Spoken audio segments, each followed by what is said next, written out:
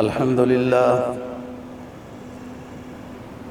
لله وكفى والصلاة والسلام على سيد الرسل وخاتم الأنبياء وعلى آله وأصحابه الذين أوفوا عهدا الذين هم خلاصة العرب الأربع وخير الخلائق بعد الأنبياء. أما بعد فأعوذ بالله من الشيطان الرجيم. بسم الله الرحمن الرحيم. يا أيها النبي إنا أرسلناك شاهدا ومبشرا ونذيرا وداعيا إلى الله بإذنه وسراجا منيرا وبشر المؤمنين بأن لهم من الله فضلا كبيرا.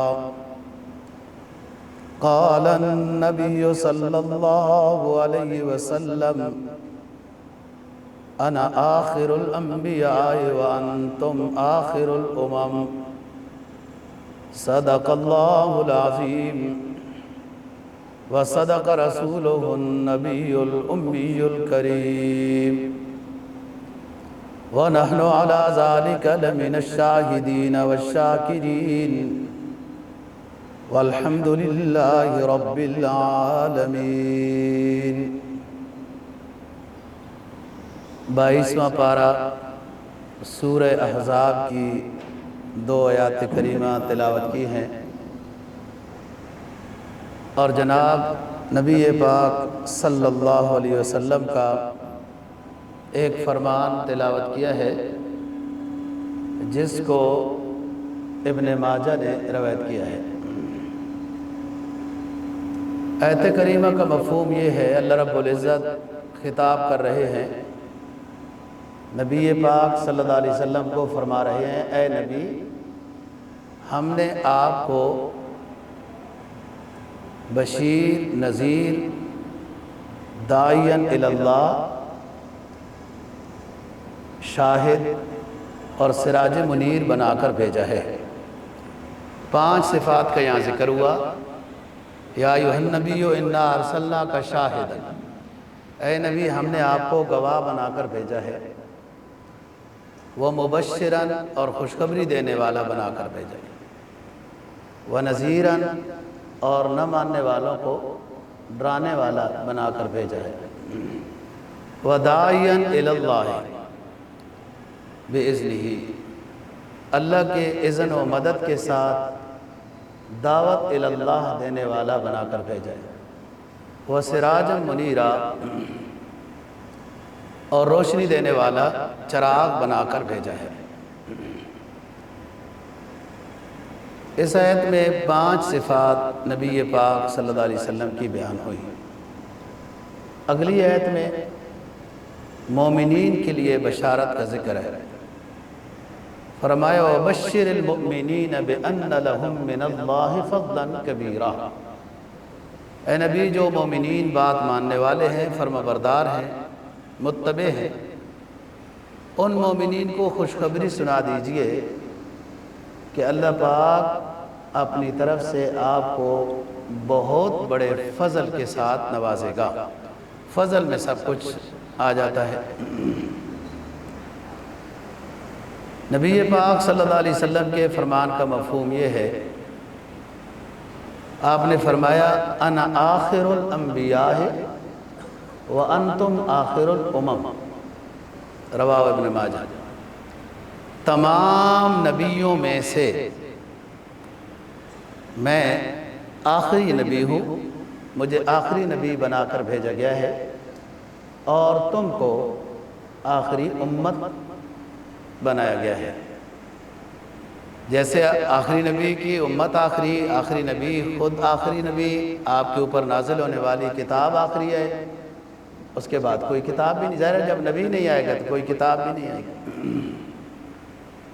یہی وجہ ہے جنہوں نے جھوٹے نبوت کے دعوے کیے، وہ ایسی کوئی چیز ثابت نہیں کر سکے کہ ہمارے اوپر وحی آئی اور یہ کتاب ہمارے اوپر نازل ہوئی ہے.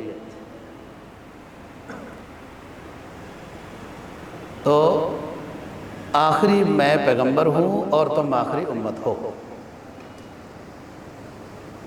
امام ترمذی نے ایک روایت نقل کی، اس میں آپ نے فرمایا انا اول النبیین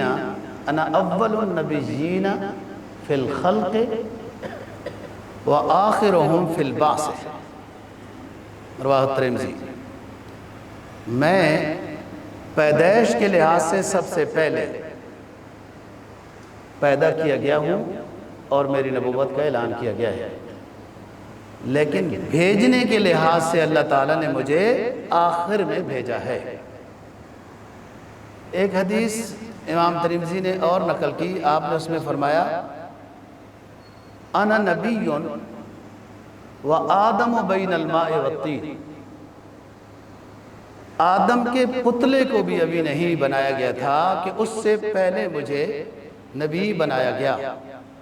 اور ہم گزشتہ جمعے پر تیسرے پارے کی آیت بیان کر چکے ہیں، جس میں سارے نبیوں سے اللہ نے وعدہ لیا تھا کہ میرے اس آخری نبی کے اوپر ایمان لاؤ اور اس کی مدد کا اعلان کرو۔ تو اللہ کے علم میں کہ میں آخری نبی ہوں، پہلے سے ہی اللہ نے یہ فیصلہ کیا تھا، لیکن فیصلہ ہوا سب انبیاء کو نبوت دینے سے پہلے کی تھا، بھیجنے میں آخر میں آیا ہوں۔ اور بھی بہت ساری احادیث ہیں جس میں واضح یہ بات بیان ہو گئی کہ میرے بعد کوئی نبی نہیں آئے گا۔ جو آیت کریمہ آپ کے سامنے تلاوت کی ہے، اس میں 5 صفات کا ذکر ہے، نبی پاک صلی اللہ علیہ وسلم کی 5 صفات۔ قرآن مجید نے نبی پاک صلی اللہ علیہ وسلم کی صفات کو، آپ کی چال ڈھال کو، آپ کے لباس عبادت کو مختلف جگہوں میں بیان کیا ہے، یعنی بہت سیرت کی باتیں، نبی پاک صلی اللہ علیہ وسلم کی خوبیوں اور صفات اور مناقب کی باتیں قرآن مجید نے بہت مقامات پر بیان کی ہیں۔ ہم نے جو سورہ احزاب کی آیت تلاوت کی ہے، اس میں 5 صفات کا ذکر ہے۔ اے نبی، ہم نے آپ کو شاہد بنا کر بھیجا ہے، گواہ۔ کیا مطلب ہے گواہی کا؟ کہ نبی، اس کے 3 مطلب ہیں، مفسرین نے لکھے ہیں۔ پہلا مطلب یہ ہے احادیث کی روشنی میں کہ جتنے پہلے انبیاء علیہ السلام گزرے ہیں، وہ جب اپنی امت کے ساتھ اللہ کے سامنے میدان حشر میں ہوں گے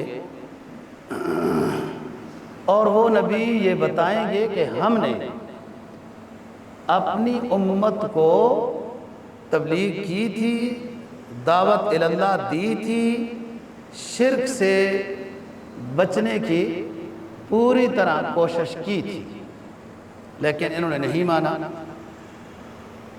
تو سابقہ نبیوں کے امتی انکار کر دیں گے کہ ہمیں تو کسی نے کوئی تبلیغ نہیں کی۔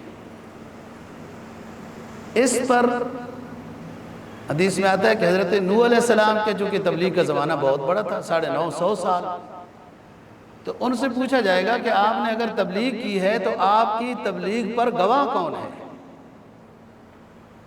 تو اس پر نبی پاک صلی اللہ علیہ وسلم گواہ ہوں گے۔ دوسرا بیان ہوا مطلب کہ آپ صلی اللہ علیہ وسلم کی امت گواہی دے گی کہ ہاں، سابقہ پیغمبروں نے، موسیٰ علیہ السلام نے، عیسیٰ علیہ السلام نے، داؤد علیہ السلام نے، نوح علیہ السلام وغیرہ سب پیغمبروں نے تبلیغ کی اور اپنی امت کو سمجھانے کی کوشش کی تھی۔ آخری امت نبی پاک صلی اللہ علیہ وسلم کی امت پہلے انبیاء علیہ السلام کی دعوت پر گواہی دے گی کہ انہوں نے دعوت دی ہے۔ اس پر اعتراض ہو جائے گا، جرح ہوگی کہ آپ تو اس وقت تھے ہی نہیں جب نوح علیہ السلام تبلیغ کر رہے تھے، آپ اس وقت تو تھے ہی نہیں، آپ گواہی کیسے دے رہے ہیں؟ گواہ کے لیے موقع پر حاضر ہونا ضروری ہے۔ آپ اس تبلیغ کے ٹائم تو موجود ہی نہیں تھے، آپ گواہی کیسے دے رہے ہیں؟ آخری امت پر یہ جرح ہوگی، اعتراض ہوگا۔ تو پھر یہ اعتراض کا جواب آخری امت دے گی کہ ہمیں اپنے نبی آخر الزمان صلی اللہ علیہ وسلم کے اوپر جو کتاب نازل ہوئی قرآن، اس کے پڑھنے سے پتہ چلا کہ نوح علیہ السلام اور فلاں پیغمبروں نے دعوت دی تھی۔ آپ صلی اللہ علیہ وسلم کے فرمانوں سے، احادیث سے پتہ چلا کہ پہلے نبیوں نے اپنے اپنے دور میں دعوت دی تھی، تو ان کی گواہی قبول ہوگی۔ تیسرا مطلب احادیث کی روشنی میں بیان ہوا کہ آپ صلی اللہ علیہ وسلم اپنی امت کے لیے گواہ بن کے میدان حشر میں آئیں گے۔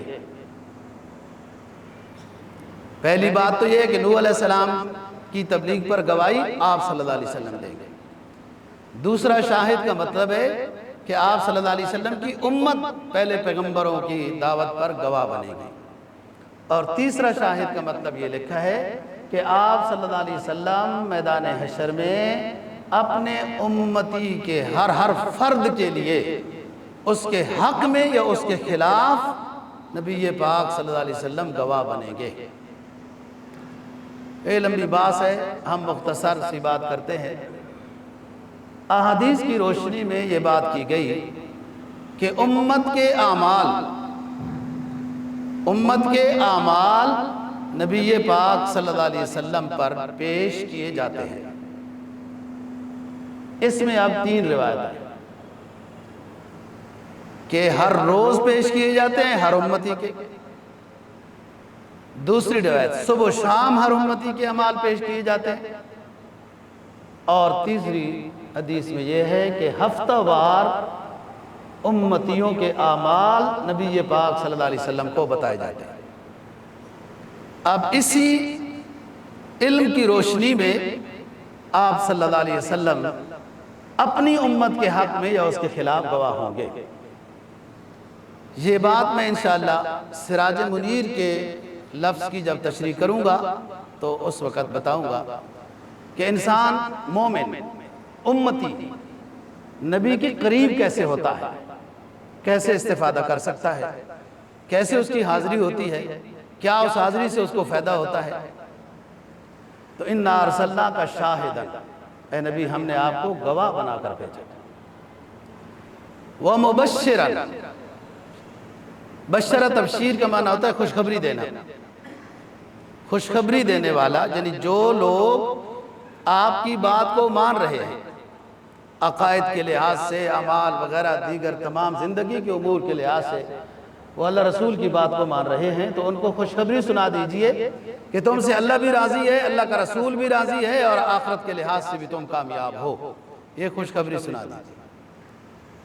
وَنَذِيرًا، قَدْ تَبَيَّنَ الرُّشْدُ مِنَ الْغَيِّ، حق واضح ہو چکا ہے، گند جو تھا شرک کا، بدعات، رسوم، کفر کا، وہ مٹ گیا۔ جاء الحق وزہق الباطل، حق واضح ہے، پھر بھی نہیں مانا ان لوگوں نے، امتی بھی ہیں، فرما برداری میں نہیں آئے۔ نذیراً، اے نبی ان کو ڈرا دیجئے کہ اللہ رسول کی بات کے مطابق ایمان و عمل اگر نہ بنایا جائے تو پھر تمہیں سزا ہوگی۔ حصہ بقدر الجثہ، جتنی نیکی ہے اتنا انعام ہے، جتنی نافرمانی ہے اتنی سزا ہے۔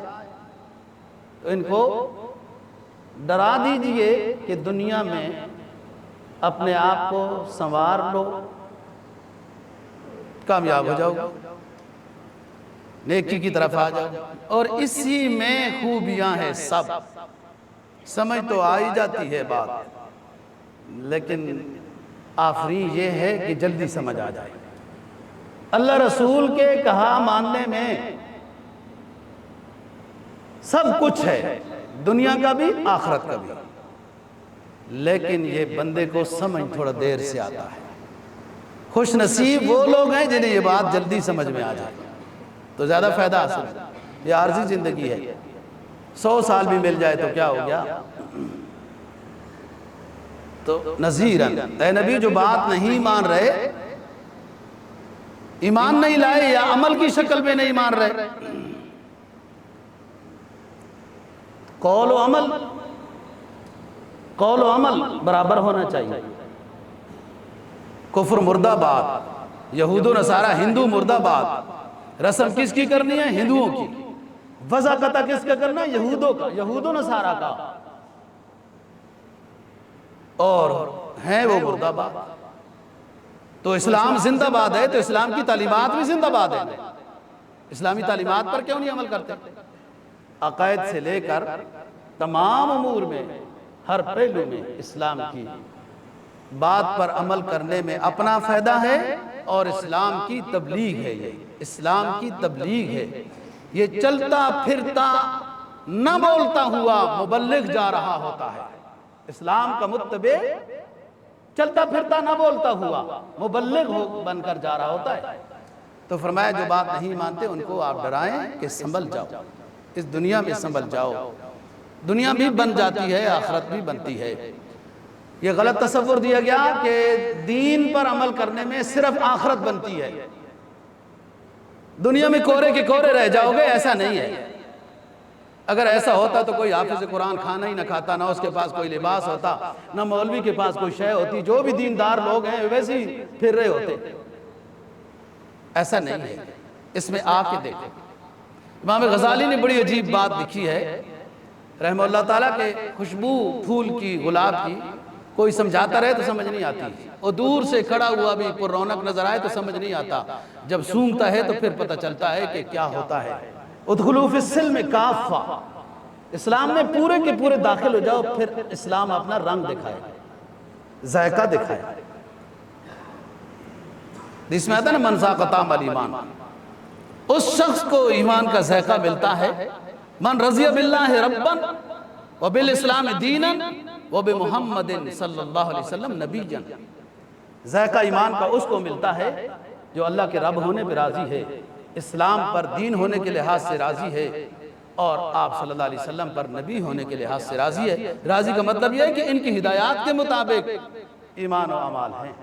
نذیر آقا یہ مطلب وَدَاعِيًا إِلَى اللَّهِ بِإِذْنِهِ، اور یہ نبی جو آخری ہے کہ اللہ کی اذن، اللہ کی مدد، اللہ کے بتائے ہوئے ہدایات کے مطابق یہ دعوت اللہ دے گا۔ دعوت اللہ میں ضروری ہے دائی کے پاس علم ہو، دائی کے پاس قوت بیان ہو، دائی کے پاس اخلاص ہو، دائی کے ساتھ اللہ کی مدد و نصرت ہو۔ اور اس بات کو قرآن نے سورہ الم نشرح میں بیان کیا ہے کہ دائی کو کیا کرنا چاہیے۔ سب سے پہلی بات یہ ہے کہ دائی کو جس بات پر وہ دعوت دے رہا ہے وہ علم ہو اس کے پاس، اور فصاحت و بلاغت ہو، بات سمجھانے کا ڈھنگ آتا ہو۔ ایک دفعہ آپ صلی اللہ علیہ وسلم نے مسجد نبی میں بیان کیا، ایک وفد آیا ہوا تھا پورا جب اپنی قوم کے ساتھ، تو وہ جو وفد کا لیڈر تھا بیان ختم ہونے کے بعد اپنے قوم کے بندوں کا ادھر آ جاؤ، وہ جو اس کے ساتھ آئے تھے وہ سارے ادھر ایک ستون کے ساتھ جمع ہو گئے، اور اس نے پھر آپ صلی اللہ علیہ وسلم کے بیان کو دہرایا کہ آپ پتہ نہیں سمجھے ہو یا نہیں سمجھے ہو، آپ صلی اللہ علیہ وسلم کا بیان پہلی دفعہ آئے ہو، وہ جو آپ نے بیان کیا نا جی، میں دوبارہ آپ کو وہ دہرا دیتا ہوں۔ اس نے دہرانا شروع کیا، آواز آپ صلی اللہ علیہ وسلم تک آ رہی ہے، آپ بھی خاموش ہو گئے اور سننے لگ گئے۔ اس نے اتنا پیارا سمجھایا کہ یہ جملہ اس وقت آپ نے ارشاد فرمایا جو حدیث کی کتاب موجود ہے نا، اِنَّ مِنَ الْبَيَانِ لَسِحْرًا، کہ سبحان اللہ بعض بیان تو جادو کی طرح اثر کرتے ہیں۔ یہ بندہ اتنا پیارا سمجھا رہا ہے۔ تو دائی کے پاس علم ہو اور قوت بیان ہو، پھر اگلی بات اخلاص ہو، اور اخلاص کے بعد پھر اللہ کی مدد مانگے، پھر بیان کی طرف آئے، تو انشاءاللہ فائدہ ہوگا، نہیں تو دائی کو تو ہوگا۔ دوسرے کے قلوب اگر بند بھی ہیں اللہ توفیق دے گا تو کھل جائیں گے، لیکن یہ طریقہ ہے ادعو الی سبیل ربک بالحکمت والموعظۃ الحسنہ، داعیا الی اللہ باذنہ وسراجا منیرا۔ اے نبی ہم نے آپ کو روشنی دینے والا چراغ بنا کر بھیجا ہے۔ سورج بھی روشنی دیتا ہے لیکن اس کا استفادہ ہر وقت ممکن نہیں ہے۔ رات کو آپ سورج سے استفادہ نہیں کر سکتے، اور وہ ظاہری روشنی دیتا ہے۔ نبی کو ہم نے سراج منیر بنا کر بھیجا، چراغ۔ آپ 24 گھنٹوں میں کسی ٹائم میں بھی دن ہو یا رات ہو، ہمارے سراج منیر کے نور سے استفادہ کر سکتے ہیں۔ سورج سے استفادہ رات کو نہیں ہو سکتا۔ مولانا قاضی ثناء اللہ پانی پتی رحمہ اللہ تعالیٰ نے بڑی عجیب بات کی، جو میں نے ابھی آپ کے ساتھ وعدہ کیا تھا کہ میں بتاتا ہوں کہ نبی کے قریب کیسے ہوتا ہے۔ جو شخص شریعت کا متبع ہو، سنت کا، اسلام کا، اور ہر روز درود شریف پڑھنے کا معمول ہو، ہر روز جو بھی اس کی توفیق کے ساتھ ہے، 300 مرتبہ، 100 مرتبہ، 500 مرتبہ، وہ اتنا قریب ہے، وہ اتنا قریب ہے۔ اور نبی پاک صلی اللہ علیہ وسلم کے قلب منور سے اس متبع مطیع درود شریف پڑھنے والے امتی کو نبی کے قلب منور سے نور ملتا رہے گا، اس کا دل بنتا رہے گا، نیکی دیکھے گا، خوشی محسوس ہوگی، ایک نیکی کے بعد دوبارہ نیکی پر دل چاہ رہا ہوگا۔ اصل بات یہ ہے کہ ادھر منور قلب سے نور منعکس ہو رہا ہے اس کی طرف، اور یہ ہے سراج منیر کہ جو جس وقت چاہیں آپ نبی پاک صلی اللہ علیہ وسلم سے فیض حاصل کر سکتے ہیں۔ جو لوگ تصوف سے، تزکیہ نفس سے اور ان چیزوں سے بے علم ہوتے ہیں، نہیں سمجھتے، وہ پھر اپنی کم علمی کا اظہار نہیں کرتے کہ ہم کمزور ہیں، ہمارا علم کمزور ہے، ہمارا تقوی کمزور ہے، ہمیں کسی سے روحانی فیض ابھی تک نصیب نہیں ہو رہا، ہمیں کوئی کمزور ہیں، ہم ایسا نہیں کہتے۔ وہ اپنے آپ کو عقل کل کہتے ہیں، اور سارے اولیاء اللہ کا، تصوف کا، تزکیہ کا، صوفیہ کا انکار کر دیتے ہیں۔ ہوتے خود جاہل ہیں، جو بات سمجھ میں نہیں آئی وہ بات غلط ہے، ہماری سمجھ عقل کل ہے، یہ غلط ہے۔ میں آپ کو اگر اس موضوع پر بات سمجھاؤں، سمجھ تو آ جائے گی، لیکن بہت ساری چیزوں کا راز کھل جائے گا، وہ پوشیدہ رہنا ٹھیک ہے۔ کسی نیک کی اتباع میں، اس کے صحبت میں بیٹھنے سے دل کیسے بنتا ہے اور اس کے فیوز کیسے منعکس ہوتے ہیں، یہ تو ایسی بات ہے نا۔ وہ کتنا مطیع و فرما بردار ہوا اویس کرنی رحمہ اللہ تعالی، کتنا مطیع و فرما بردار ہوا شریعت کا، کہ نبی اکرم صلی اللہ علیہ وسلم مدینہ میں موجود ہیں، اویس کرنی کا قلب یہاں فیض حاصل کر رہا ہے۔ مقام اتنا لیا کہ حضرت عمر جیسے لوگوں کو سرکار فرما گئے، اگر یمن میں ہمارے اس درویش سے تمہاری ملاقات ہو جائے تو اس سے دعاؤں کی درخواست کرنا۔ یہ فیض ہے نا۔ بہرحال اس شاگردی میں آنے کے بعد پھر فائدہ ہے نا۔ تو سراج منیر نبی پاک صلی اللہ علیہ وسلم کو لقب دیا، سراج منیر، کیونکہ جو چراغ ہوتا ہے اس سے استفادہ ہر ٹائم آسان ہوتا ہے۔ آپ نبی سے استفادہ 1400 سال کے بعد بھی کرنا چاہتے ہیں تو اللہ اور رسول کی اطاعت کریں، درود شریف کا ورد رکھیں، جیسے کیسے فیض حاصل ہوتا ہے۔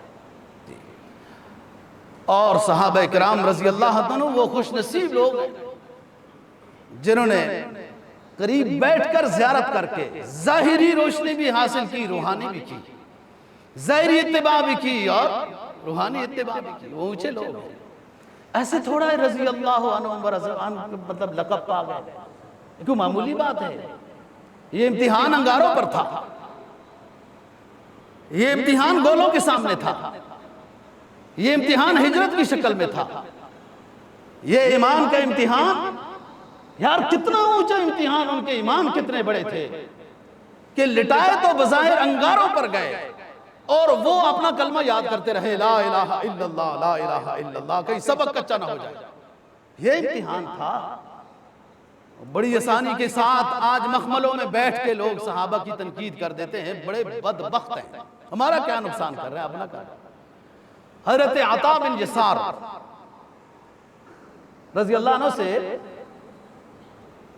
حضرت عبداللہ بن سعد بن نبی وقاص رضی اللہ تعالیٰ عنہ پوچھتے ہیں کہ یار آپ تو ظاہر ہے وہ توریت پہلے پڑھے ہوئے تھے، بعد میں مسلمان ہوئے وغیرہ، توریت میں نبی آخر الزمان صلی اللہ علیہ وسلم کی کچھ باتوں کا، کوئی صفات کا، کوئی خوبیوں کا ذکر ہے؟ تو عطا بن یسار نے کہا کہ ہے۔ کہا آپ مجھے بتاؤ گے؟ کہا بتاتا ہوں۔ فرمایا یا ایوہ النبی انا ارسلناک شاہدا ومبشرا ونذیرا وحرزا للأمیین،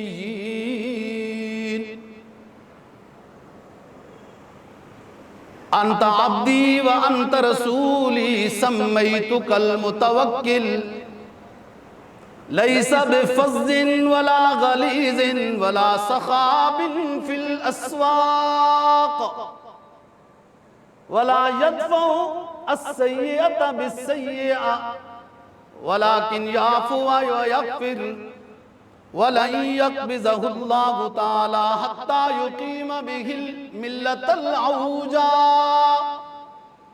بأن يقولوا لا إله إلا الله محمد رسول الله، ويقيم به ويفتح به أعينا عميا وأذنا صما وقلوبا غلفا۔ حضرت عطا بن یسار نے بتایا توریت میں لکھا ہوا ہے کہ ہم اپنا ایک آخری حبیب بھیجیں گے جو امام الانبیاء بن کر آئے گا، خاتم النبیین کا لقب لے کے آئے گا۔ دنیا جھوٹے نبیوں کے دعوے دار بنی، کبھی اپنے نبی کا شانہ تو دکھا دیں۔ ہمارے نبی پاک صلی اللہ علیہ وسلم کے دونوں شانوں کے درمیان میں مہر ختم نبوت ہے۔ کبھی تم بھی دعوے دار جو بن رہے ہو اپنے نبی کے جسم پر، جو پیدائشی طور پر مہر ہے وہ تو دکھا دو۔ یہ عطا بن یسار کہتے ہیں ہماری کتابوں میں لکھا ہوا ہے آخری پیغمبر ہوگا، شاہد ہوگا، مبشر ہوگا، نذیر ہوگا، اور امیوں کے لیے پناہ بن کر آئے گا۔ یار اپنا خطہ حجاز جو ان پڑھ تھا ان کو بچانے والا بن کر آئے گا، دعوت دے گا توحید کی۔ یہ کفر و شرک کے اندر جو گرے پڑے ہیں ان کو دعوت حق دے گا اور یہ دعوت حق قبول کریں گے۔ ہمارا پیغمبر کبھی گالی نہیں دے گا، کبھی بے جا غصہ نہیں کرے گا۔ ہمارا آخری محبوب بازاروں میں کھڑا ہو کر کبھی اونچی اونچی آوازیں نہیں نکالے گا۔ او بدبختو قیدیانیو ملعونو، تمہارا جھوٹا پیغمبر تو یہ کہتا ہے کہ جو مجھے نہ مانے وہ سارے کنجریوں کی اولاد ہے۔ پیغمبر کے منہ سے کبھی گالیاں نہیں نکلیں گی۔ ہمارا آخری پیغمبر آئے گا، کبھی بے جا غصہ نہیں کرے گا، بازاروں میں کھڑے ہو کر آوازیں نہیں کسے گا۔ وَلَا يَدْفَعُ السَّيِّئَةَ بِالسَّيِّئَةِ، کسی نے کوئی تکلیف دے دی، راستوں میں کانٹے بچھا دیے تو وہ تکلیف کے بدلے میں انہیں تکلیف نہیں دے گا بلکہ دعائیں دے گا، ہدایت کی کوشش کرے گا۔ اور جب وہ بیمار ہو جاتی ہے بڑھڑی تو ان کے لیے بیمار پرسی کرنے کے لیے پہنچ جائے گا۔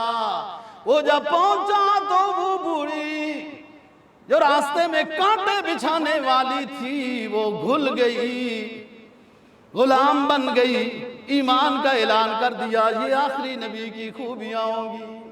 وَلَا يَدْفَعُ السَّيِّئَةَ بِالسَّيِّئَةِ وَلَكِنْ يَعْفُو وَيَغْفِرُ، اس نبی کی خوبی یہ ہوگی کہ ستانے والوں کو معاف کرے گا، عفو و درگزر اس کی خوبی ہوگی۔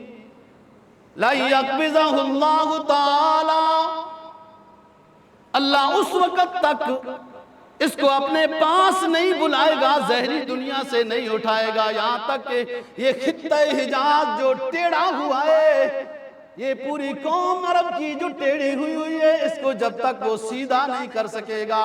وہ سیدھا ہونے کا مطلب کیا ہے؟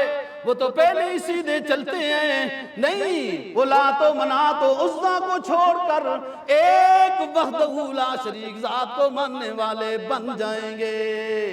بِأَن يَقُولُوا لَا إِلَٰهَ إِلَّا اللَّهُ۔ ہمارا آخری پیغمبر دعوت اللہ دے گا، دعوت اللہ مسلسل جاری رہے گی۔ یہ ٹیڑھی ملت یقیم بہ الملت العوجا، اس ٹیڑھی قوم کو میرا پیغمبر ہماری مشیت و اذن اور مدد کے ساتھ ٹیڑھی ملت کو درست کر دے گا۔ وہ کلمہ پڑھنے لگ جائیں گے جو لات و منات کو اپنا معبود بنا بیٹھے تھے، وحدہ لا شریک ذات کو اپنا معبود بنا لیں گے۔ اور کیا کرے گا؟ وَيَفْتَحُ بِهِ أَعْيُنًا عُمْيًا۔ ہمارے پیغمبر کی تعلیمات میں اتنی خوبی ہوگی، نابینوں کو بینا کرے گا، بہروں کو قوت سماعت عطا کرے گا، اور جن کے دل بند ہیں ان کے دلوں کو ہدایت کے لیے کھول دے گا۔ وَيُزَكِّيهِمْ۔ وہ جو دشمنیاں کرنے والے تھے، ہمارے پیغمبر کے کردار کو دیکھ کر پیغمبر کے محب بن جائیں گے۔ جو جان لینے آئے تھے وہ جان دینے والے بن جائیں گے۔ محبت کے یوں جس نے دریا بہائے، محبت کے یوں جس نے دریا بہائے، دل ان کا بھی جیتا جو سر لینے آئے۔ یہ بندہ نوازی کے جوہر دکھائے ہمارے پیغمبر نے، یہ بندہ نوازی کے جوہر دکھائے۔ امی عائشہ صدیقہ رضی اللہ عنہ فرماتی ہیں، ایک رات محبوب دو عالم صلی اللہ علیہ وسلم پوری رات بے چین رہے۔ میں نے پوچھا اللہ کے رسول، آج رات ساری بے چین ہو رہی ہے، کیا وجہ ہے؟ طبیعت تو خراب نہیں ہے، کوئی پریشانی تو نہیں ہے؟ فرمانے لگے آج دینار آئے تھے، سارے تقسیم کر دیے، چند دینار رہ گئے ہیں، کسی مستحق کو نہ دے سکا، اس کی وجہ سے نیند خراب ہو رہی ہے۔ محبت کے یوں جس نے دریا بہائے، دل ان کا بھی جیتا جو سر لینے آئے۔ یہ بندہ نوازی کے جوہر دکھائے، جو خود کھائے جو اور جواہر لٹائے۔ خوشی اپنی غیروں کے، خوشی اپنی غیروں کے غم میں بلا دی، دیا درد جس نے اسے بھی دعا دی۔ امی عائشہ یاد آ گئی، جن بدبختوں کو اپنی امی سمجھ نہیں آتی وہ کیا کریں گے؟ امیوں کے لیے تو لوگ جان کے نذرانے دے دیتے ہیں، اور کچھ بدبختوں کو اپنی امی سمجھ میں نہ آئی۔ امی عائشہ فرماتی ہیں، میں نے عرض کیا اللہ کے رسول، قد غفر اللہ ما تقدم من ذنبک وما تاخر۔ اللہ رب العزت نے اعلان کر رکھا ہے جنت تیری ہے، میری رضا تیرے لیے ہے، میں اتنا دوں گا دنیا آخرت میں آپ راضی ہو جائیں گے۔ اتنی لمبی لمبی عبادت کیوں کرتے ہیں کہ آپ کی پنڈلیاں سوج جاتی ہیں؟ سرکار دو جہاں صلی اللہ علیہ وسلم نے فرمایا، افلا اکون عبدا شکورا۔ جس یتیم کو اللہ نے اتنا اونچا مقام دیا کہ امام الانبیاء بنا بھیجا، جس بے سہارا کو اتنی قوم، اتنی جماعت، اتنے صحابہ دے دیے جو اشاروں پہ جان کے نذرانے دیتے ہیں، اس کا شکر بجا لاتا ہوں، عبادت اس لیے کرتا ہوں کہ میری گناہگار امت کی اللہ مغفرت کر دے۔ خوشی اپنی غیروں کے غم میں بلا دی، دیا درد جس نے اسے بھی دعا دی۔ وہ خیر البشر فخر اولاد آدم، وہ وہ خیر البشر فخر اولاد آدم بشیر و نذیر و شفیع دو عالم، وہ لطف مکمل پورا مہربان، وہ لطف مکمل، وہ خلق مجسم، بنی نوع آدم کا غمخوار و ہمدم۔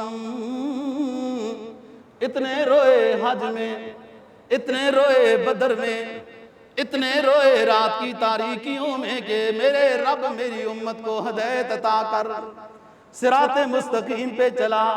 کل میدان حشر میں میری امت رسوا نہ ہو، ان کے ایسے قلب و جگر بنا کہ میری سنت کی متبع بن جائیں، مرے آخرت میں فقر نصیب ہو۔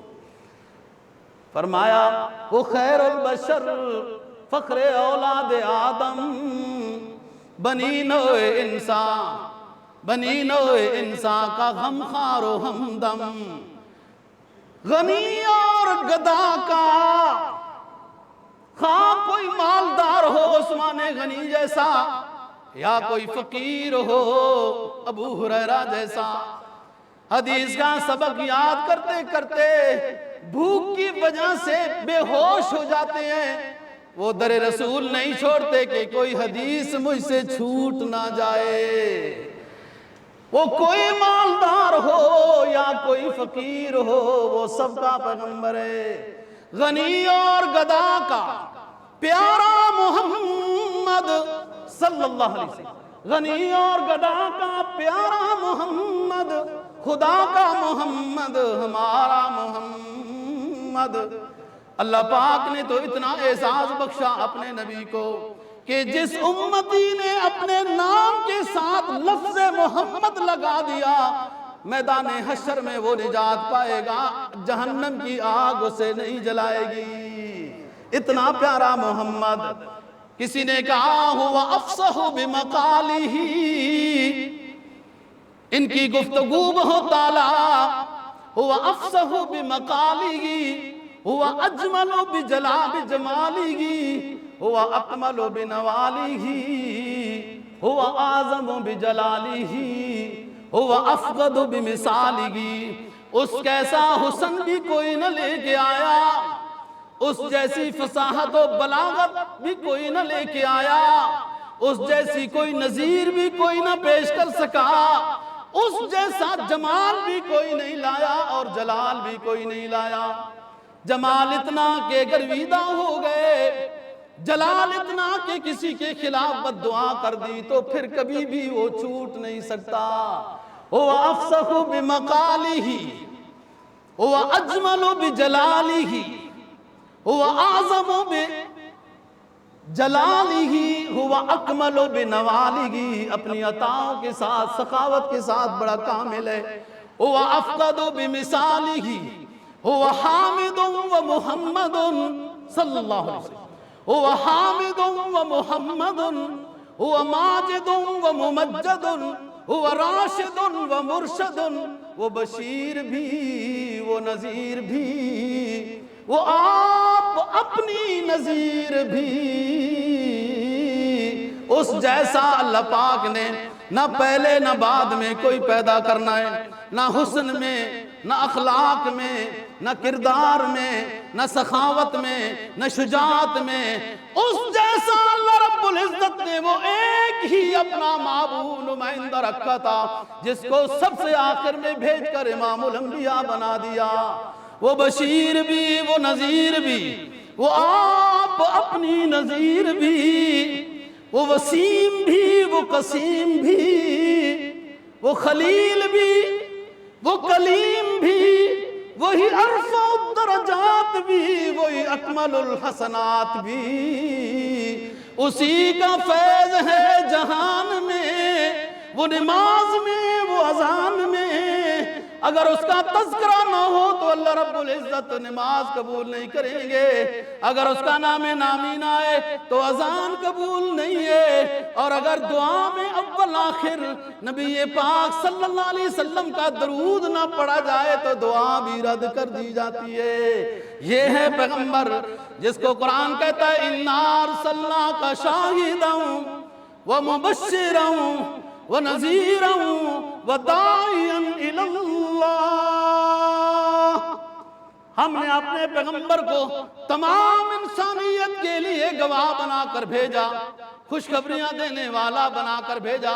او امتیو، اپنے پیارے پیغمبر کی خوشخبریاں لینے والے بن جاؤ۔ یہ بڑا آسان ہے۔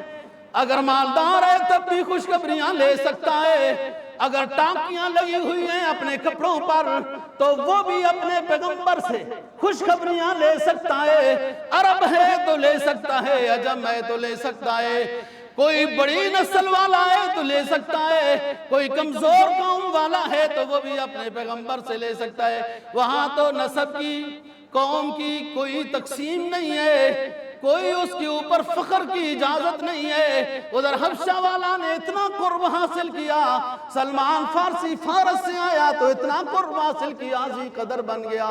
اس کے مشوروں پر اب خندقیں کھودی جا رہی ہیں۔ یا ایھا النبی انا ارسلناک شاہدا ومبشرا ونذیرا وداعیا الی اللہ باذنہ وسراجا منیرا۔ ہم نے اپنے پیغمبر کو سراج منیر بنا کر بھیجا، ایک دنیا کا روشنی دینے والا آفتاب ہے، وہ صرف دن کو اس سے استفادہ کیا جا سکتا ہے۔ ہم نے اپنا آخری پیغمبر چراغ بنا کر بھیجا، جس چراغ سے او امتیو اب دن کو بھی رات کو بھی زندگی کے کسی زاویے میں، کسی لمحے میں بھی اگر آپ نے پیغمبر سے کچھ روحانی استفادہ حاصل کرنا چاہتے ہو تو کر سکتے ہو۔ آسان بات ہے، متبع شریعت بن جاؤ دوستو، آپ بڑی راحت پاؤ گے۔ ایک جگہ کوئی ایسی آئے نا جی، آپ جھوٹ بولیں گے تو فائدہ محسوس ہوگا، فوراً آپ کے ذہن میں اللہ رسول کا پیغام آ گیا، آپ جھوٹ نہیں بولے۔ بظاہر لگتا ہے ہوتا نہیں ہے، وہ بھی شروع میں لگتا ہے کہ نقصان ہوا، وہ نقصان نہیں ہے جو آپ نے سچ بولا۔ اس کے بعد اپنے قلب میں آپ جو راحت محسوس کریں گے، یہ راحت وہ فیض ہے۔ شریعت کے اتباع میں اللہ نے آپ کو وہ روشنی عطا کی ہے، لیکن تھوڑی محنت سے حاصل ہو جاتی ہے۔ دنیا پرستی، دنیا ایک ہے داری، ایک ہے سرمایہ کاری، ایک ہے دنیا پرستی، ایک دنیا ضرورت ہے۔ دنیا ضرورت دنیا پرستی نہیں ہے، جس میں نماز ہو رہی ہے، بچوں کے حق حقوق، والدین کے حق حقوق، اسلام کی بات پر عمل ہو رہا ہے، ساتھ کاروبار ہو رہا ہے، سبحان اللہ۔ یہ دنیا مفید ہے، یہ ضرورت ہے۔ اسلام 3 چیزوں کے ساتھ شباب پاتا ہے۔ شباب سمجھتے ہو؟ یہ عربی کا لفظ ہے، پتہ نہیں آپ کی زبان میں شباب کو کیا کہتے ہیں، یا اس زبان میں شباب ہوتا ہی کوئی نہیں ہے، اس قوم میں شباب ہے ہی کوئی نہیں، کیا پتا۔ اسلام شباب پاتا ہے صاحب ثروت لوگوں سے، شباب پاتا ہے مجاہدین اسلام سے، شباب پاتا ہے علماء حق سے۔ علماء حق رہنمائی کرتے ہیں، صاحب ثروت لوگ عثمان غنی کی سنت پر عمل کر کے مال کا ڈھیر لگاتے ہیں، اور مجاہدین اسلام کی اشاعت کے لیے جان کے نذرانے پیش کرتے ہیں۔ جدھر ہم سبق چھوڑ رہے ہیں انشاءاللہ اگلے جمعے کو وہاں سے شروع کرتے ہیں۔ یہ ہمارے قریب لوگ بیٹھ کے بھی گھڑی کو دیکھتے ہیں، اتنا پیارا مولوی صاحب ہے، اس کو نہیں دیکھتے، ان کو سمجھا کے کہ یہ مولوی صاحب گھڑی کا پابند نہیں ہے، تھوڑا توجہ سے بیٹھو۔ اللہ میرا کہنا اور سننا آپ کا قبول فرمائے۔ وآخر دعوانا